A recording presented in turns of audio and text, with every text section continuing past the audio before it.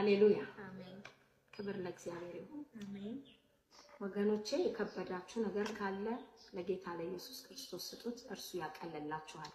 እኛ በከበደን ሰዓት ወደ እርሱ ጮኸን ጌታ ደርሶ ችግሮቻችንን የከበዱን ነገሮች በሙሉ ከላያችን ላይ አውርዶልናል። የደስታን አዝመራ እንድናጭድ አድርጎናል። እንዲሁም እናንተ ወደ ክርስቶስ ኢየሱስ ቅረቡ፣ እሱ ያቀልላችኋል። አሜን። ፊታችሁን አያፍርም፣ እሱም ያበራላችኋል። ስሙ ይባረክ። እንወዳችኋለን።